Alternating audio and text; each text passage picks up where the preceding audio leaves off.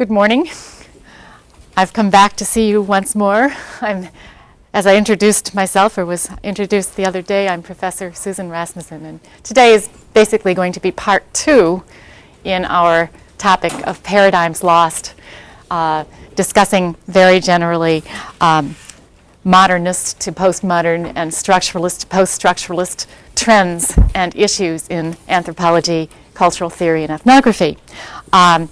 Before we continue, I promised you, and I keep my promises insofar as possible, that the first few minutes, just the first few minutes, we would devote to a few questions, if you have any burning questions from the last session on Tuesday. I have a feeling, however, Levi-Strauss may become clearer as I conclude this section on him, but nevertheless, do you have any questions up to what we covered on Tuesday? I'd be happy to take them now, if you do. Oh, yes. Your name, please. I'm Jackie Rupley. Oh, Jackie, yes. My question is, am I correct in believing that cultural anthropology no longer has the same work that it did or has had in the last,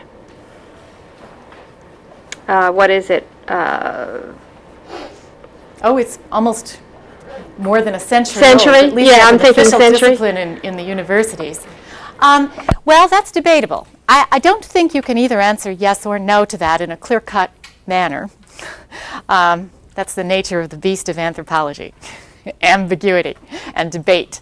I think in some respects, there are recurring patterns of issues, and I believe while there is a great deal of questioning now and self-scrutiny and criticism on what should be the subject of anthropology, the project, the method, very generally, I don't see any sweeping revolutionary replacement.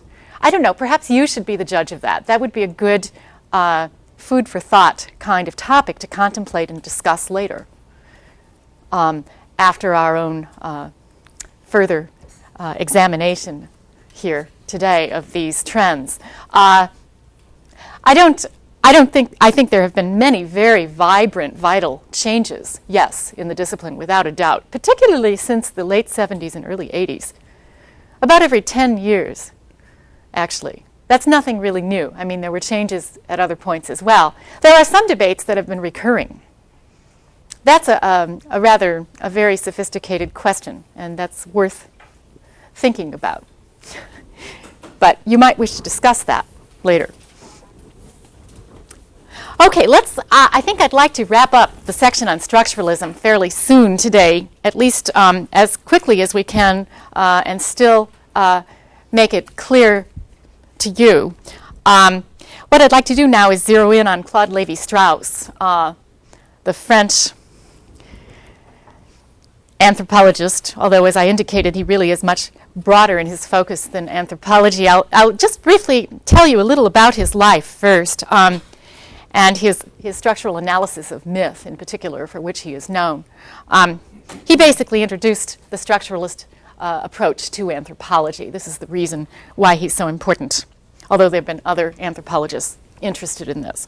Okay, Lévi-Strauss was born in 1908 in Brussels, Belgium, actually, although he was French.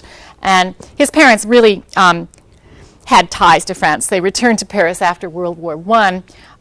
His parents were, actually his father and grandfather were painters. So he came from a family of artists, and art, music,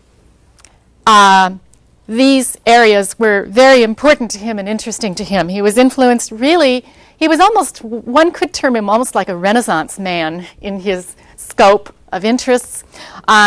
He really was interested in mathematics also, as well as music and art.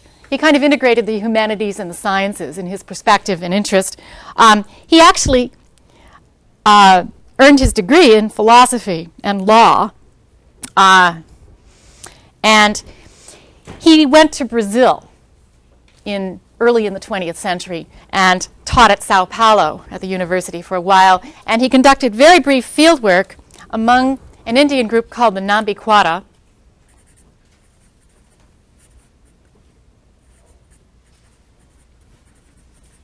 In fact, one of his books, Triste Tropique, emerged from this field experience, and you might want to know here something else about him that partially explains, I think, his approach. He really didn't like field work. Levi-Strauss, in fact, he hated field work. I think it can be said without exaggeration.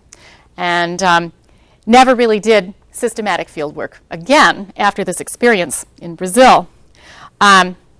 Well, he returned to France until World War II broke out because he was Jewish, although he was a non-practicing Jew.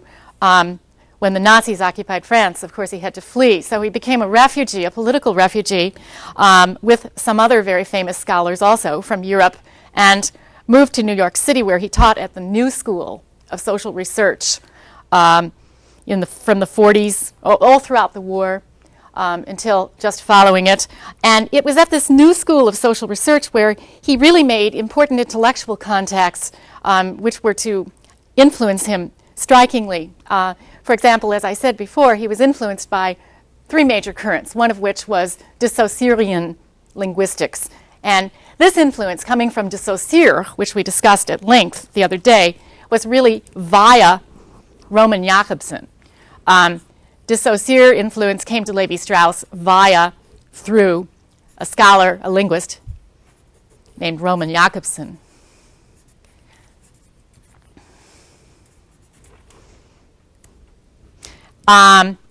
Now, I think he has published such numerous, he's so prolific and his works are so numerous it would be too much to list them all here, but I will list a few major ones that are of importance to us here. Structural Anthropology. Many of these, by the way, have been published, reprinted at various times, so the years may vary, but one publication date for Structural Anthropology was 1963. Another important work he published was The Elementary Structures of Kinship, 1969. The Savage Mind, 1962, in which, again, he pursued the basic theme in these works of this universal mental logic and these structures and their variations and various permutations in all human cultures and societies. But his special interest was myth. So, okay, his structuralist approach to myth. Let's take a little closer look and also summarize this and apply it very briefly here. What this involved was basically a method of analysis. Structuralism, it would be splitting hairs probably to say this, that it wasn't a theory, it was a method. But it is important, it is true. You must realize that structuralism is also a method. It's an approach, a way of understanding something.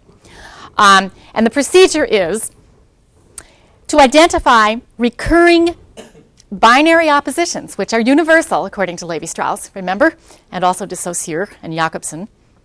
You identify these recurring universal binary oppositions in myths or in any other kind of social cultural domain, exchange, for example, gender, behavior, ritual, etc. And many of these, for example, may involve oppositions between nature and culture, just to name a few examples, between male and female. Other recurring binary oppositions involve between friendship and hostility, or bloodkin and non-kin, or bloodkin and fictive kin, whatever. And you do this in order to get at major cultural and social themes, kind of to identify, preoccupations, I like to term them, in a culture and society, or as Levi-Strauss termed it, the mental logic.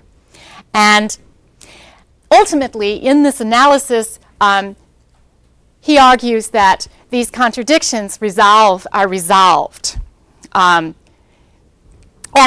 so basically, humans here, according to this scheme, communicate meaning through symbols in relation to one another. That is, myths provide certain combinations of binary oppositions. You know, and according to Levi-Strauss, he took a special interest in myths because myths especially provide combinations of binary oppositions that are adopted by a culture and society. However, and you probably realize this, I'm sure, Levi-Strauss does not explain the origin or the causes, where this comes from. It's kind of out there in the mind. It's an abstraction. Nor does he explain how this is used in context. We're going to go on in our post-structural critiques of Levi-Strauss presently, pretty soon, and discuss some further weaknesses of this.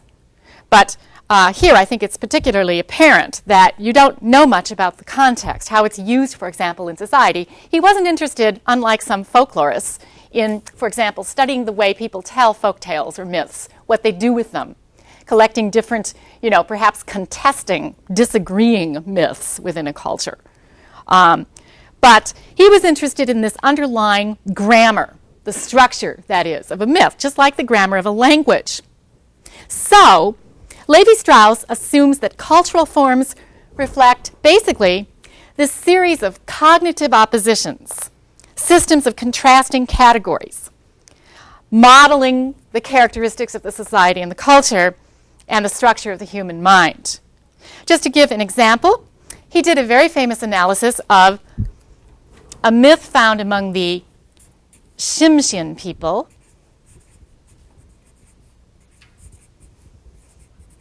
This is a Northwest Coast Native American Indian group. They reside in British Columbia on the coast and inland a bit. Canada, you know. Stratified society. Related to some other Northwest Coast groups, such as the Kwakiutl, Tlingit, some others.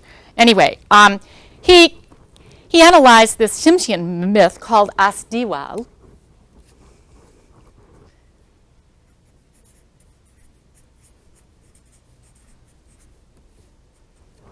It was about a culture hero. And what the myth does, it takes this hero through a series of adventures. You know, he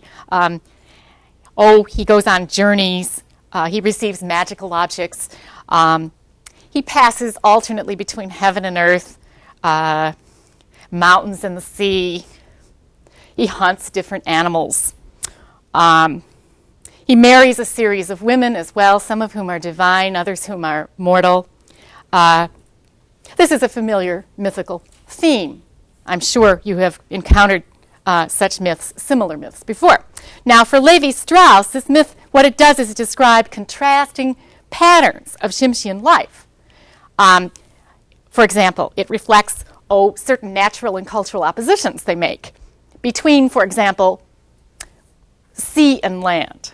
Remember, the hero travels from the coast to the sea and back again. East and west directions, vegetable and animal categories, endogamy and exogamy. Endogamy, that is, marrying within the group, exogamy, marrying outside the group. Matrolocality, patrolocality. Are you all familiar with this jargon? Matrolocality, what is it? Quickly, someone. Pardon me? Living in a village in another, it's more maternally based. Yes, it's a post-marital residence rule, at least in principle. The married couple resides near the relatives of the bride's mother. Okay. Or matrilineal relatives it can be. Yes. Okay, good. And patrolocality is the opposite. Okay, on the other side of the family. Good. Okay, what this does, according to Levi-Strauss, is basically display unconscious ordering in culture and nature. But remember, it's important to know that these categories derive from culture, not nature. And they are imposed on the natural and social and cultural worlds. And they have nothing always to do with function. Just to give another mundane, sort of interesting example we can all identify with. We drive down the right side of the street, at least we're supposed to, when we're behaving ourselves in this culture. Okay? Whereas in England, they drive down the left side. Well, there's no functional reason for this selection of left versus right. Okay? In other words, it's arbitrary. We could just as easily select here in our own culture, like they do in England, the left side of the road as the side to drive on. So it's not functional. These categories have nothing to do with any inherent function. Now, this is according to structuralism. I'm aware that you can debate this, but this is a structuralist point of view. Okay, so, anthropologists have had quite a profound kind of influence from structuralism. And it isn't really dead yet. Unlike some other disciplines, anthropology does not normally, this kind of relates to your question earlier, anthropology doesn't normally have this kind of series of rise and fall or clear-cut overthrowing of paradigms. Unlike, say, how many here have read a work by Thomas Kuhn that came out, in the 60s, I believe, The Structure of Scientific Revolutions. We don't normally overthrow completely these paradigms. Rather, in anthropology, there's a tendency to sort of let all these different flowers bloom for a while. So there are still structuralists around. Don't think of it as dead. But there have been many post-structural critiques. But anyway, as I was saying, anthropologists have done some interesting things with structuralism. And just to give you a sample, it can be applied to our own culture as well. For example, there was I thought this book was a lot of fun. It came out actually a rather long time ago, but I still think it's interesting for introductory students, called The American Dimension, edited by William Ahrens and Montague. And in here, structuralist and a few post-structural techniques are applied to analyzing aspects of American culture and society. Like, for example, football. In this, William Ahrens analyzes, just to give you a sample of this, he identifies certain salient, what Levi-Strauss would call mythemes in the game of football. You know, the idea that there's teamwork, and you come up with these values, these important cultural preoccupations such as teamwork, and you find other permutations of this throughout the culture, such as the corporate structure. But on the other hand, behind the teamwork, there is the reality that not everyone is equal, even though we're expected to work as a team. And he also analyzes certain symbols in the dress during football, which I find very interesting. He points out, for example, the way those big shoulder pads the players wear they're not necessary functionally. They don't have to wear those at least as huge pads as they do. I'm aware, and he also acknowledges, that you need to have protection. Yes, you need some padding. But he points out the way the football costume is characterized by exaggerated shoulder pads, which in fact emphasize the male physique, at least as defined in our own traditional gender concepts, the way the masculine physique is supposed to look, at least in some traditional gender values. So it's a lot of fun. You know, there's another chapter in here about the bagel. And the author relates it to a myth having to do with the belly button as the center of the world in Yiddish folklore traditions. Yes, it's a very fascinating little book. I like this at any rate. On a more serious note, many other anthropologists have undertaken projects. For example, you can analyze popular films. The Wizard of Oz. You know, you can see, for example, what would be a binary opposition in The Wizard of Oz. I'm sure this is a film we've all seen, most of us at least. Anybody venture to just mention one? Yeah, good and evil. Good. The Wicked Witch of the, West? And then there was the Good Witch of the North, was it? Okay. And then there was her leaving her home in Kansas. leaving her parents, and then ultimately, what does she do? Yeah, she uses magic to return. Okay, so you can take, in fact, the anthropologist named Konrad Kotak has done this. It's not really tongue-in-cheek. It's intended as an exercise in structuralism. He has analyzed 2 films, The Wizard of Oz and Star Wars, and he has seen certain parallels. He's identified certain parallels in their symbols, in their mythemes, and in their binary oppositions. And Levi-Strauss would call these myths structural transformations of each other. They stand, in other words, in a relationship of their complementary and parallel in their relationship, which is not too surprising in the same culture. On the other hand, how do you explain finding similar myths across very different cultures? For example, the Cinderella motif is very common in this world. Even the Tuareg, among whom I did my research, have a version of that called White Cow, about a wicked stepmother and nasty stepsisters who deny this poor girl food, but she's fed ultimately by this cow. But anyhow, how would Levi-Strauss explain that across cultures? Good question, gold star question. How would he explain it? Anyone? Yes? Yes, a sort of an underlying universal mental logic. He's not interested in the use or the specific context of each of these myths in the culture where it is found, or the origin, or the function. Okay, well, this really took off in anthropology for quite a while. For example, just to list a few anthropologists who've been influenced by this. David Schneider in Kinship, Edmund Leach, also in Kinship and Political Analysis. Some British anthropologists even were influenced by French structuralism. Mary Douglas, for example, who started out as a British social anthropologist in the functionalist tradition, was quite taken with structuralist influences in her studies of purity and pollution, which I mentioned a bit earlier. Victor Turner, in his study of ritual and symbols, to some extent was influenced by structuralism, although he was a little bit different in his symbolic anthropology. But nevertheless, there are connections. There were some structuralist Marxist anthropologists, such as Godelier.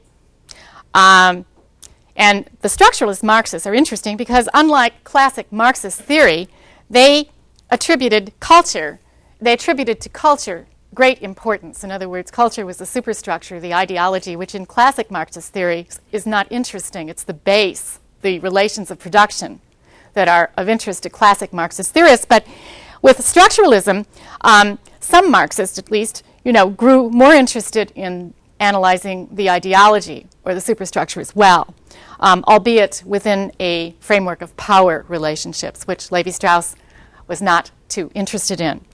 Okay, all of this, as you may be guessing, is building up to a post-structural critique. Okay, now where does Clifford Geertz stand in all of this? Well, Geertz certainly was interested in meaning, like Levi-Strauss. However, he did view culture as a text, and one could say that myths are like texts for Levi-Strauss. But Clifford Geertz was more in favor of analyzing a particular culture alone, rather than trying to handle too many different ethnological or cross-cultural or holocultural comparisons.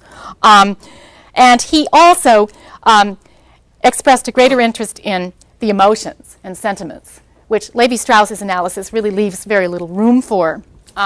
Levi-Strauss was a very intellectualist approach.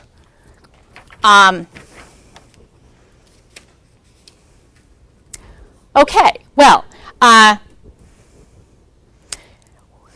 what happened basically, structuralism had its heyday, I should tell you, probably, if one can generalize, during the 1960s and 70s, approximately, up until around the late 70s.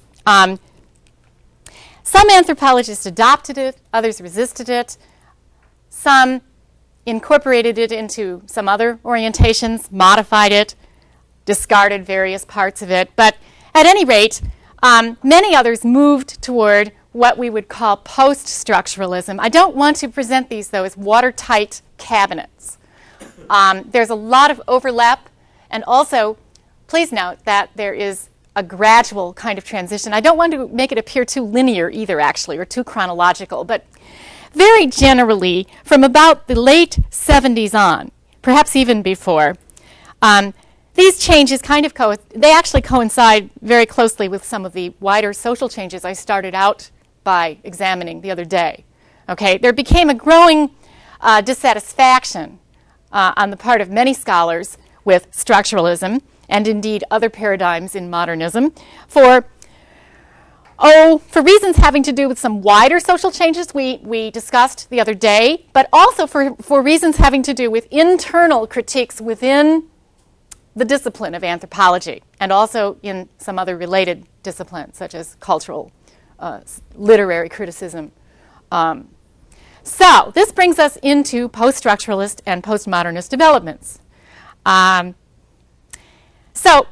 happened was post-structuralism has become really the impetus for some scholars for moving into postmodernism. How? Well, first of all, let's talk about some post-structural critiques of structuralism. First of all, the sound system, that is the phonemic system. Remember, we examined that the other day. This was, in strict de Saussurian and Jacobson terms, the model for analyzing meaning and culture. Okay? Recall how important the sound system was. Well, this has been largely discarded by many anthropologists, and it came into sharp questioning, sharp criticism, although the phonemic theory and the phonemic principle is still very important in linguistics. The phonemic system is now recognized as inadequate as an analogy or model for studying meaning and culture. How and why? Well, to make a long story short here, just to give you an example of this, a very important theorist named Kenneth Pike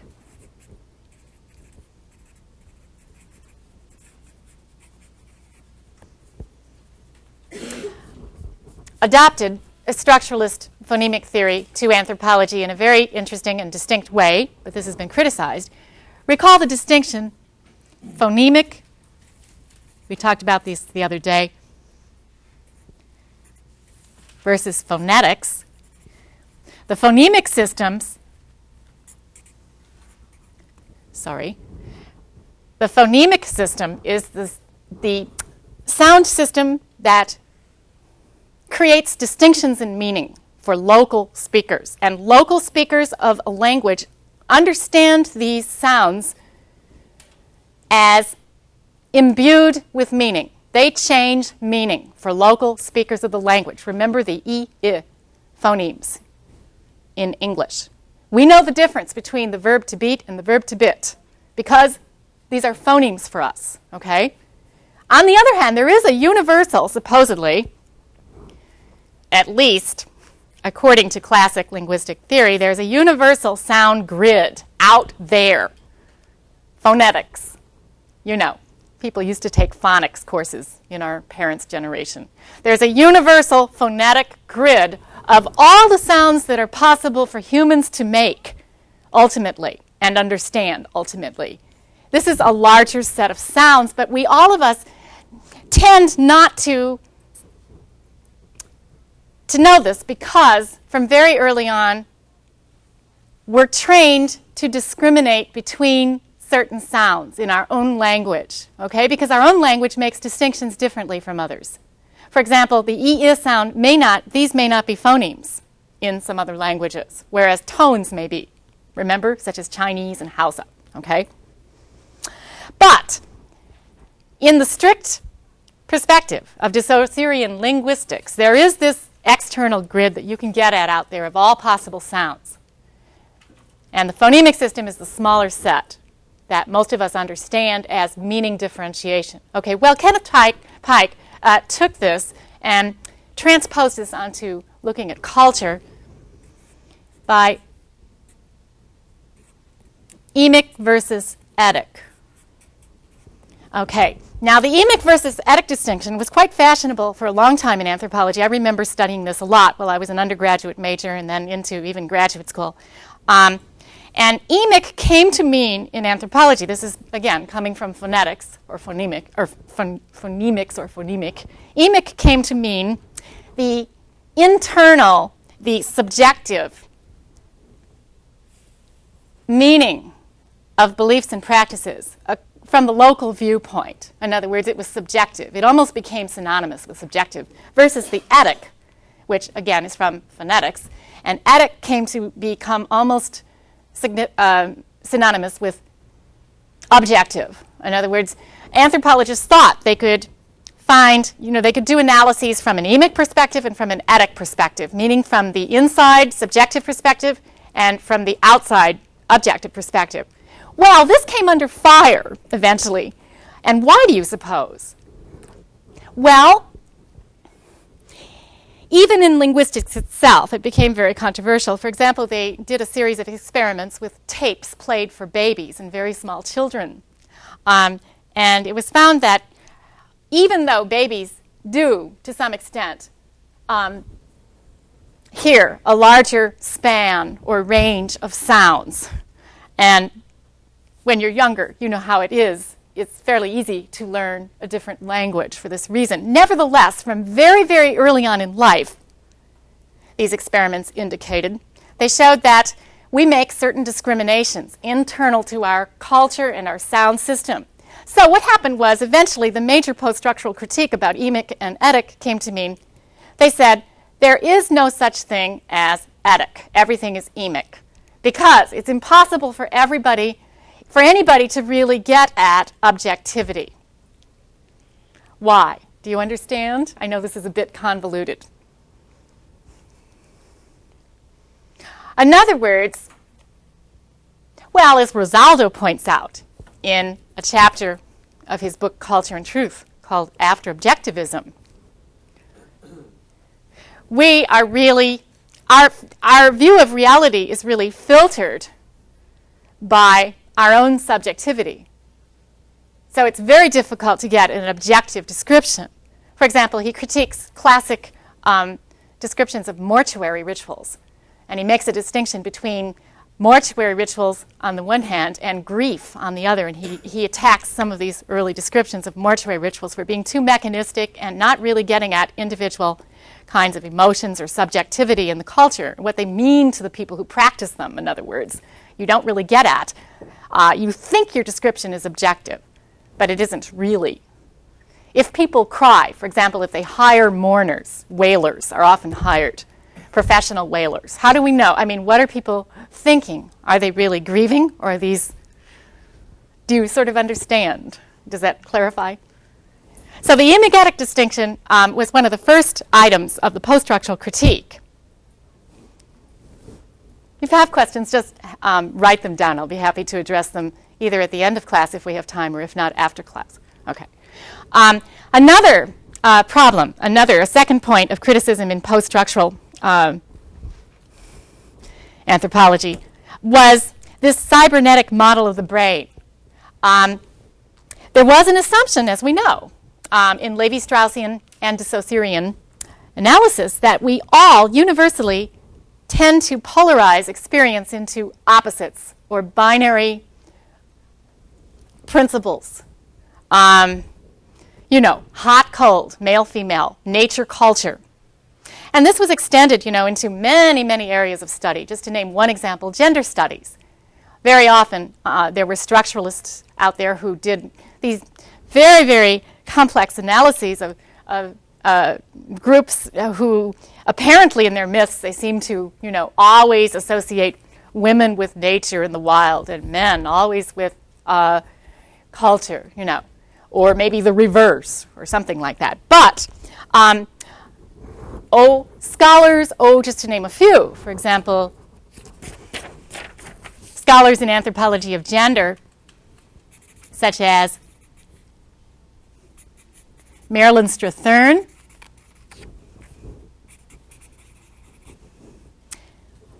Carol McCormick as well,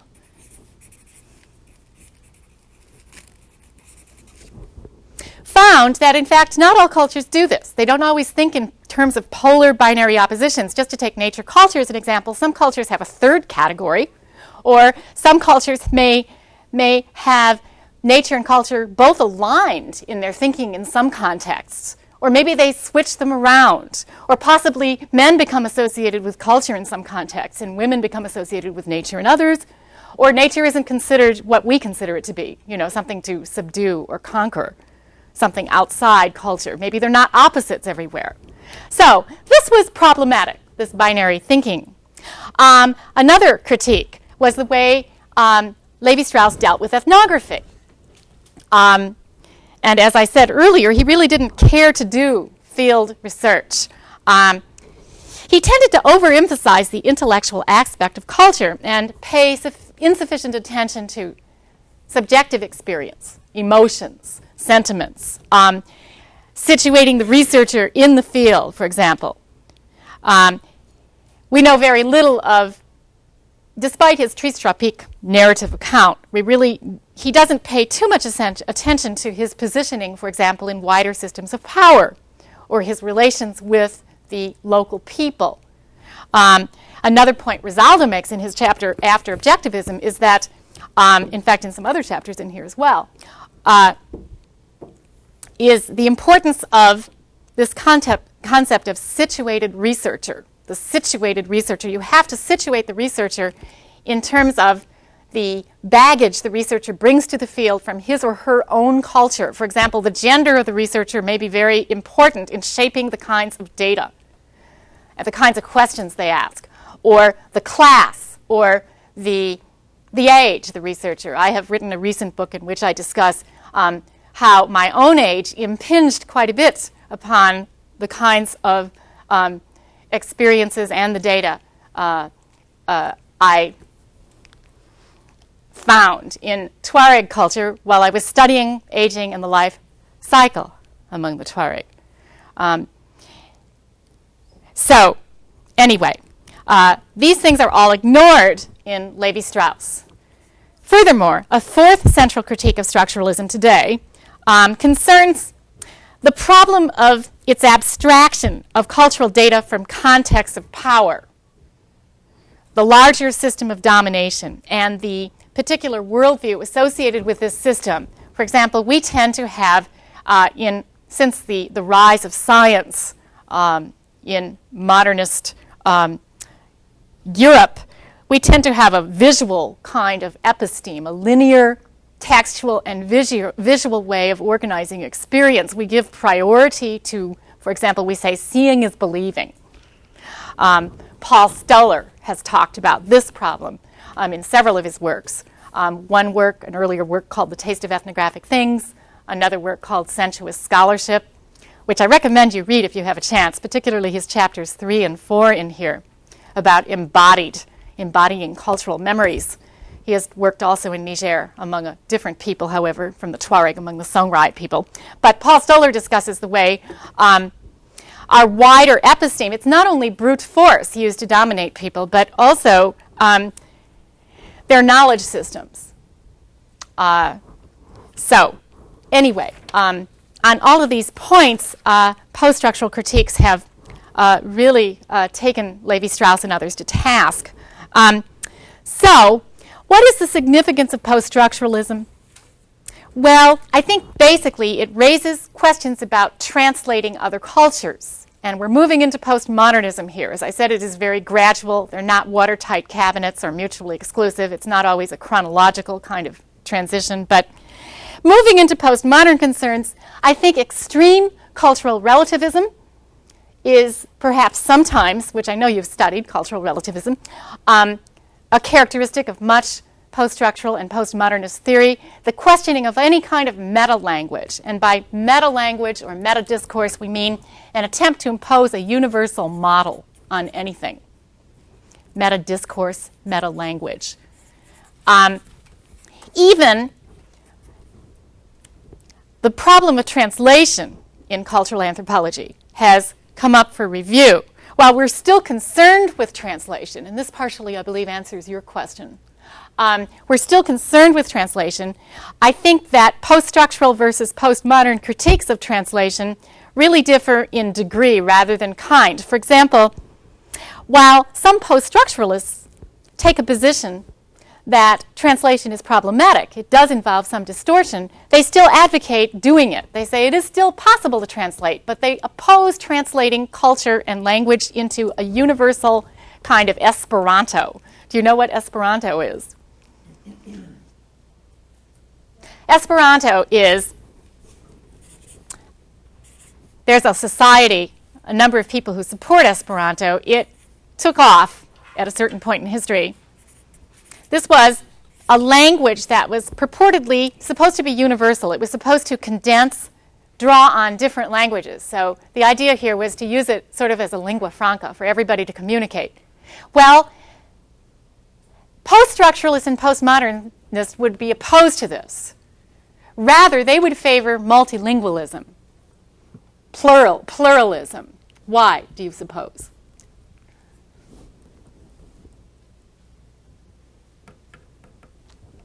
What's wrong with Esperanto? It sounds handy, doesn't it? Very useful.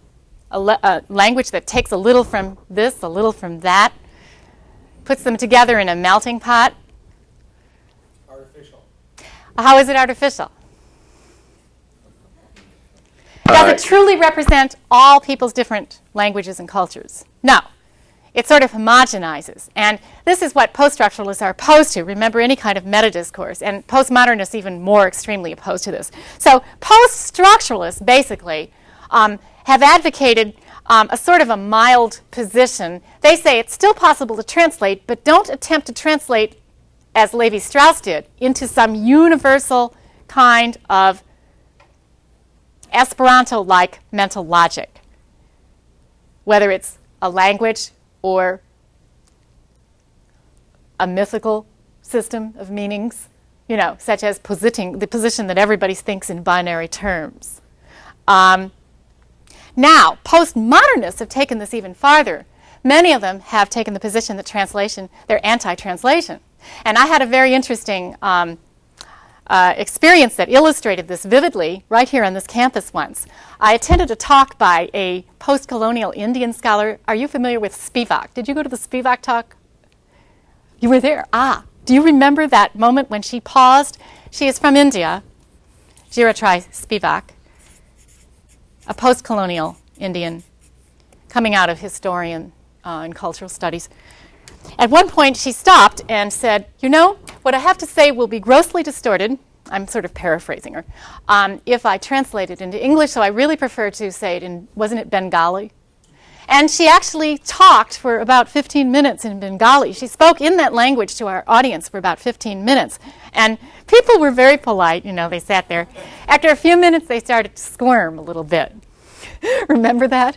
And she has a point, because who translates for whom has to do with a system of domination when you stop to think about it. She did have a point, because who we expect others in the academic community, at least, to publish in English, at least in the English-speaking world, which, not so much by coincidence, is the dominant world, and perhaps a few other European countries as well in academic studies, particularly anthropology.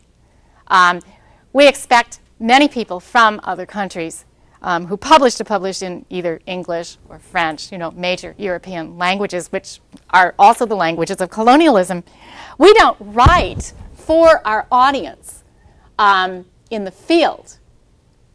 We write for our audience here at home most of the time.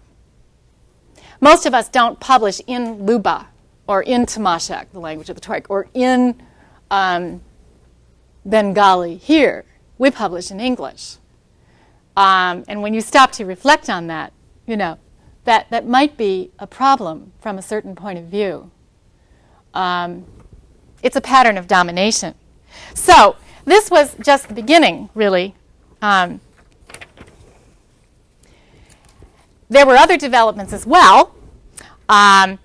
I think you really should be exposed to two major developments within academia that gave they really gave impetus to the thrust moving from post-structuralism into postmodernism. And these were basically two influences I'm going to discuss. And then hopefully I'll have time to share a bit of my research among the Tuareg with you the last 15 or 20 minutes or so. Two developments really have arisen within academia that have profoundly influenced these developments. And one was called a certain school of thought or circle of scholars called, well, it has two names. One is the dialogic critique,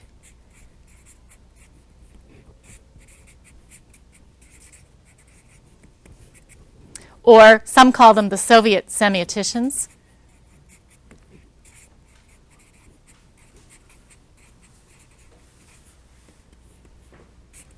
And the other is a particular scholar, now deceased, the late Michel Foucault, French philosopher. Okay, well, what was this Soviet semiotician dialogic critique? This was a circle of literary critics based in the former Soviet Union who worked predominantly during the Stalinist purge era.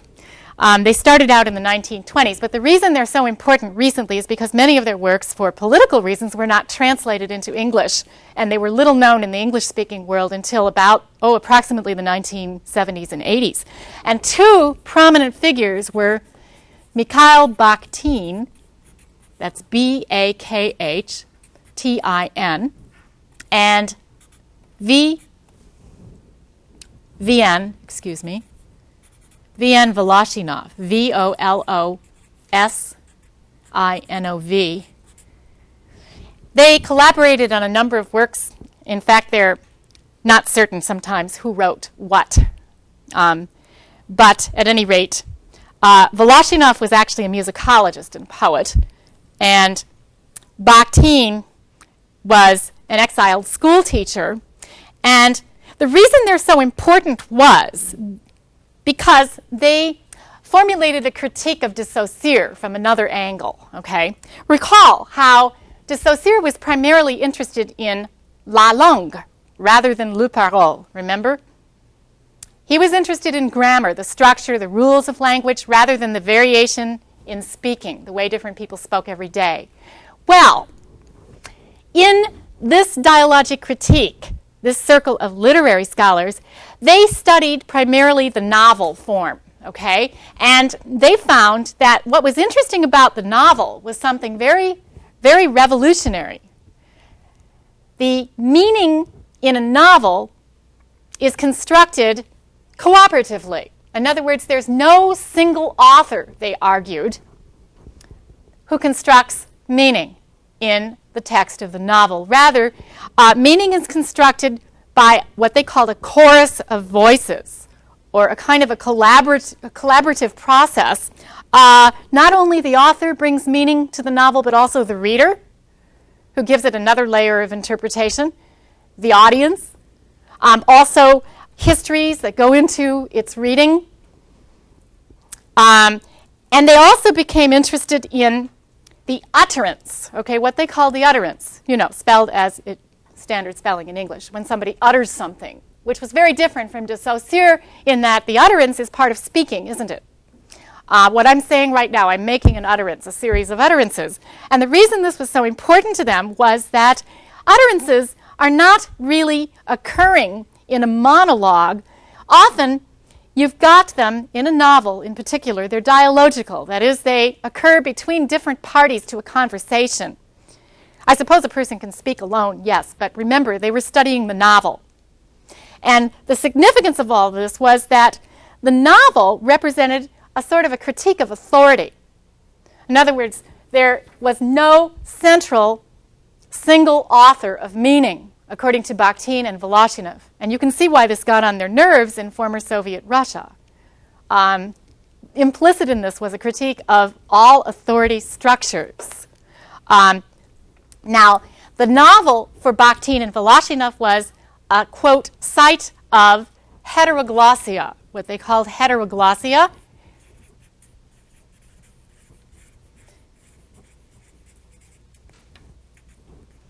Which means multiple voices, okay? Multiple voices contribute to constructing the novel's meaning. Now, the way this influenced anthropologists was in parallels between novels as a writing genre and ethnographies. Ethnographies are books about a culture. Remember, we do write ethnographies, and many anthropologists, it has been noted, use certain techniques in common with the novelist when they write an ethnography. And many anthropologists were inspired by the work of the Soviet semioticians, or the dialogic critique, to critique in turn the way our ethnographies do not always show, in at least our classic ethnographies, we do not always show the full story behind meaning construction. For example, Geertz would make such statements as, the Balinese say this, or the Balinese believe that. But the problem here is we don't know what? Which Balinese said that? Who? Was it a man, a woman? Was it an elder or a child? In what situation? So this was a very important development moving into postmodernism. And this really took off, especially in the 1980s. If you're interested in some of their writings, come to me. I can give you a few suggested readings. But this raised the question of who is the author? Who is the author? Am I the author, for example, when I discuss a wedding song among the Tuareg? Or was the author the person who sang that song? Or was the author the transcriber assistant who helped me in writing it down, translating it, and explained various aspects of the poetry to me? Who is the author? There are multiple authors. But the point here is this was revolutionary at the time because until this kind of realization, there was a tendency to assume that meaning was unitary and consensual. And there was a great deal of control coming from the single author, namely the anthropologist, over the text. We didn't capture, for example, many conversations in the field. But there's also been a problem with this dialogical perspective in that it assumes a kind of a dyadic, textual dialogue occurring. And many theorists have criticized this, pointing out the need to broaden or to open up larger, more impersonal power systems in our consciousness, okay? And here Michel Foucault comes in. Sorry, I misspelled dialogic. It's D-I-A, D-I-A-L-O-G-I-C, okay. Here, Michel Foucault enters the stage, an important French philosopher now deceased. He died of AIDS in the early 1980s, I believe. And he actually came out of the structuralist tradition. And many of his writings really sort of straddle post-structuralism and postmodernism. But as I said, they're not watertight cabinets. Basically, Foucault seems to be sort of the antidote, complementary more than oppositional to the Soviet semioticians, in the sense that he opened up this tendency toward viewing dialogue as dyadic, that is, as taking place on a very individualist, kind of small-scale, immediate plane. He opened this up to take into account larger structures of power. Okay, now Foucault's work has focused upon the emergence of modern institutions and how these are related to the growth of power. In other words, for example, he traced the development of the medical and the psychiatric professions. One work he wrote was The Birth of the Clinic in 1973, for example. And Foucault pointed out how the interesting thing about this is that while all of this was very good in some ways, of course, doctors, with steady professionalization were able to cure a lot of people, but at the same time, their power increased quite a bit. So in other words, simultaneously with the growth of a system of knowledge, you also have an increase in what he called the medical gaze, or the panoptic gaze, what he called the panopticon. What is this? Well, the panopticon refers to this surveillance or monitoring of people. And the important point here is that knowledge cannot be separated or detached from systems of power and domination. And there are really two aspects to this. First, of course, you can find connections in situating the researcher, as Rosaldo pointed out, in colonialism. For example, Rosaldo once took a missionary plane flying into the Philippines to his field site, okay, even though he didn't care too much for what the missionaries were doing there. I once had to travel up to Agadez in northern Niger in a military convoy because it was after the peace pact had been signed between rebels and the central government. It made me very uncomfortable to do this. Well, this is part of this panopticon Foucault talks about. We're implicated in wider systems of power, even if we're reluctantly implicated. But there's another aspect to this as well. Domination can be asserted not solely through brute force, but also through language, or what he called discourse. That is a way of talking about things. For example, with the rise of the medical and psychiatric professions and other institutions, penal institutions, mental hospitals, etc., there arose also a kind of specialized discourse, a way of classifying people. You all are familiar, probably, to varying degrees with the diagnostic categories. Just dismiss someone you don't like as paranoid schizophrenic. That explains everything.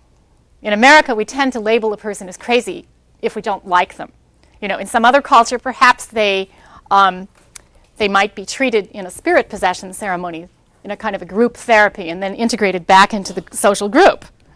But anyhow, our way of talking about the world is important. It's very powerful. Also, the idea of the episteme, which is very related.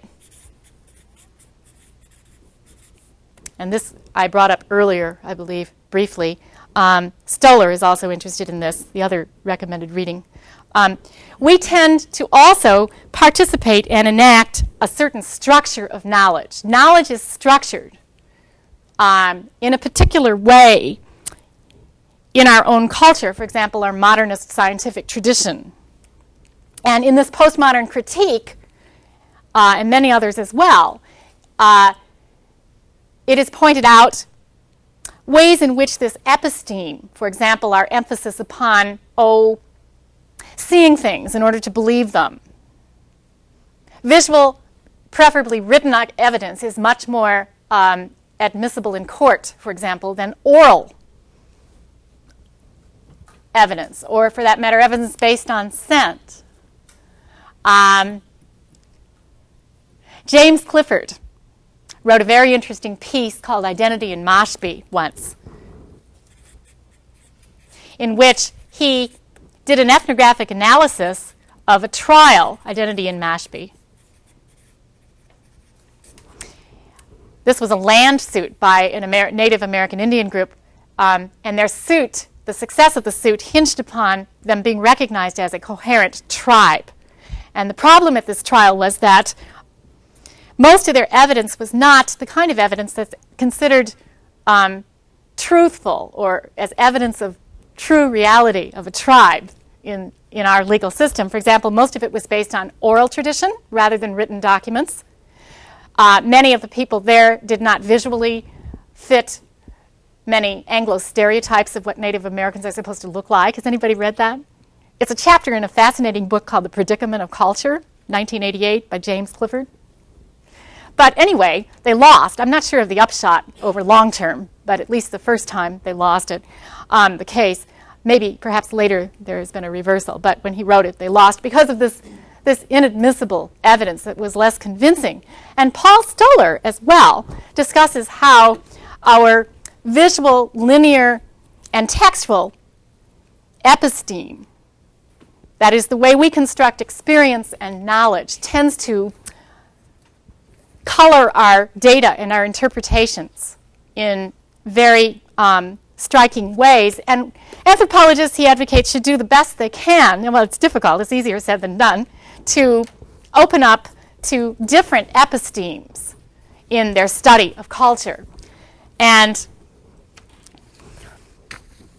for example, in some cultures, oral traditions would be equally, they would be taken equally seriously in court as written documentation.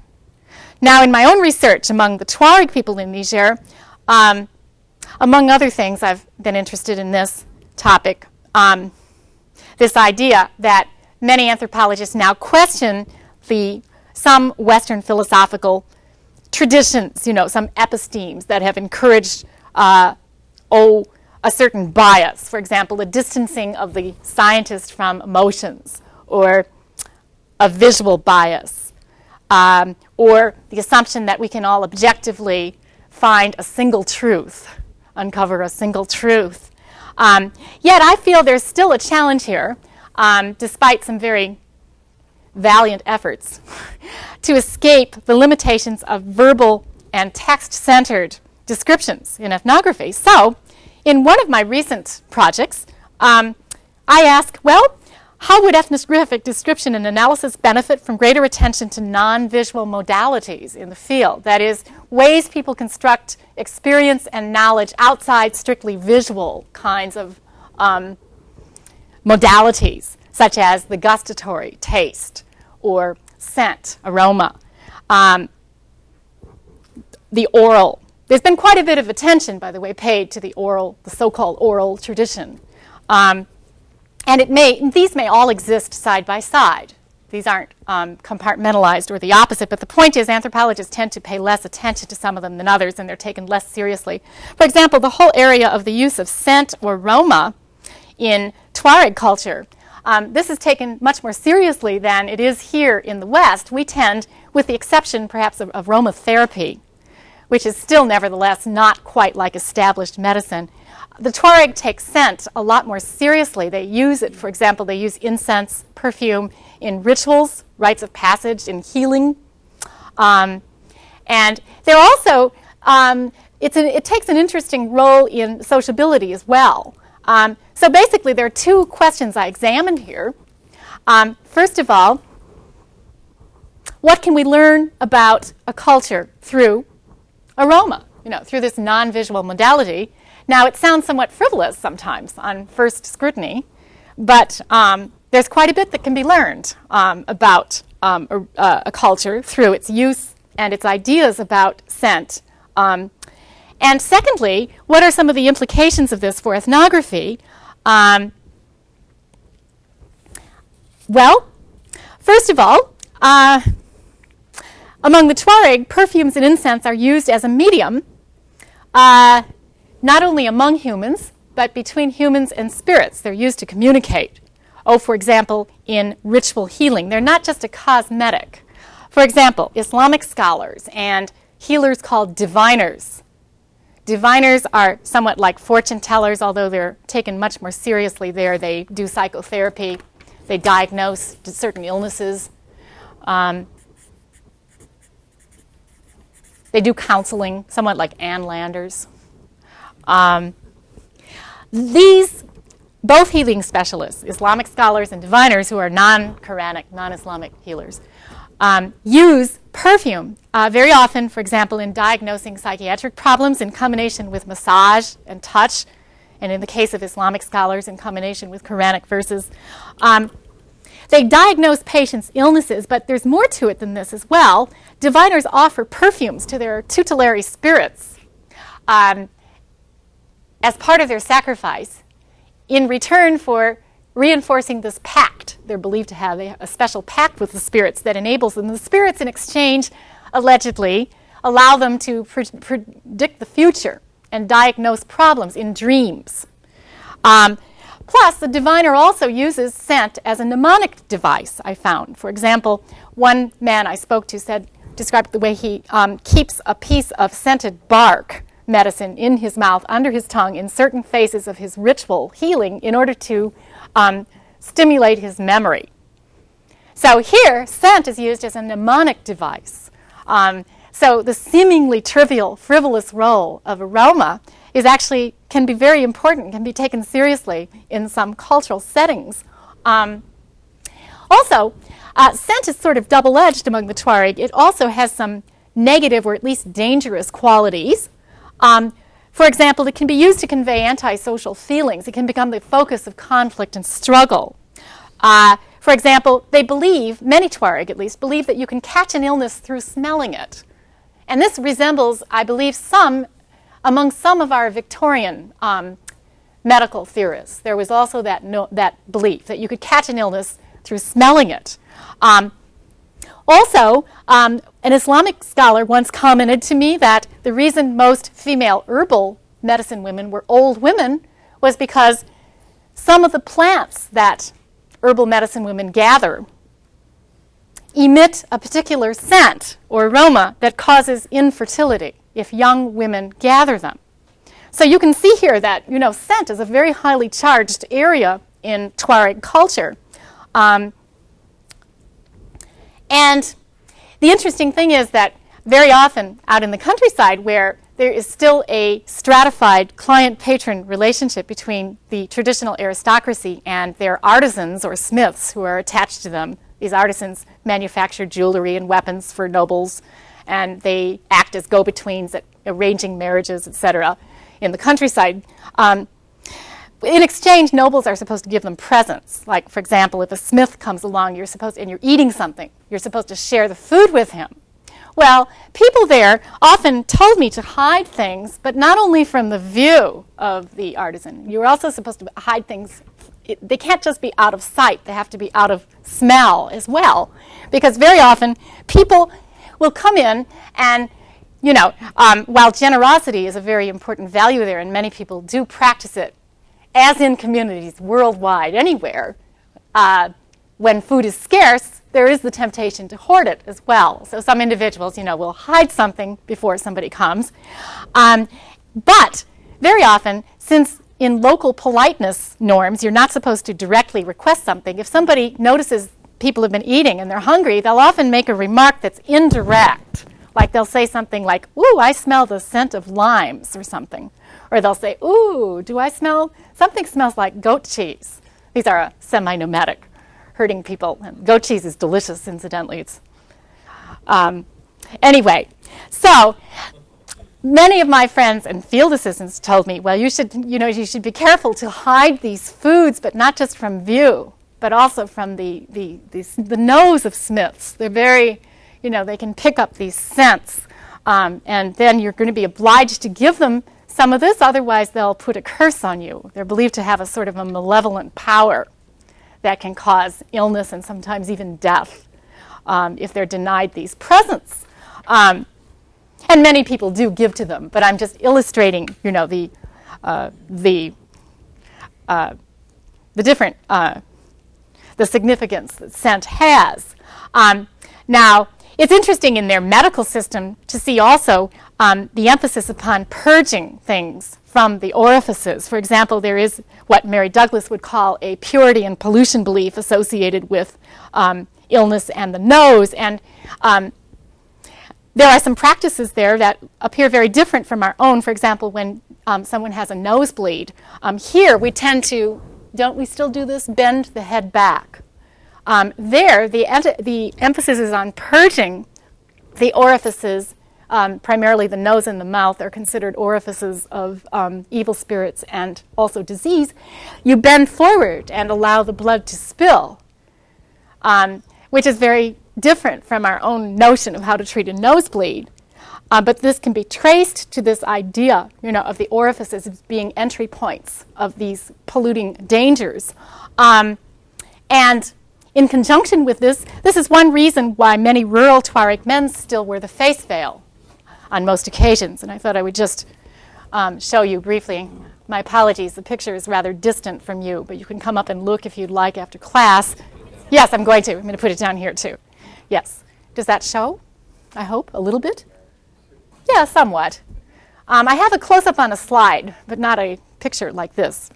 Anyhow, many men, not women, particularly the men of aristocratic social origins in the countryside, are very strict about covering the nose with their face veil on certain occasions more than others, namely during rites of passage, for example, at babies' name days, at weddings, and at mortuary rituals as well, because at these times people are believed to be threatened by evil spirits, or possibly the jealousy coming from other humans, or some antisocial motive.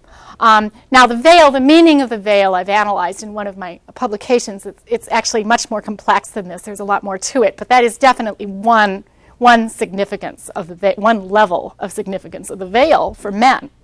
They're considered particularly vulnerable through the nose and the mouth to these spirits. The veil is also a sign of respect.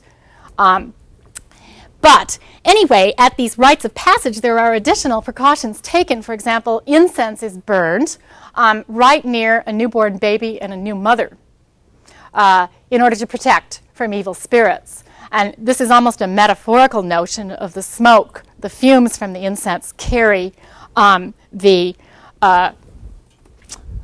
malevolent powers away from mother and child. And I did bring a little incense burner with me. Too bad we can't burn incense right here. But this is an incense burner. That would be a non-textual way of conveying it ethnographically. See how we're forced to resort to the visual all the time. But anyway, also at weddings, incense is passed around a circle of guests at weddings. And this is very, very directly connected with sociability and a kind of a feeling of being in a solid group. And people, actually, each person is supposed to bend over the incense and saturate their clothing with it. And this acts partly just for pleasure, but not just for pleasure, not solely for pleasure. There's also the belief that the clothing is saturated with this in the same way a religious amulet confers protection. So you're saturating yourself with another layer, as it were, of protection. Okay, so scent it's interesting because it can convey protective qualities, such as the Islamic blessing called al-baraka.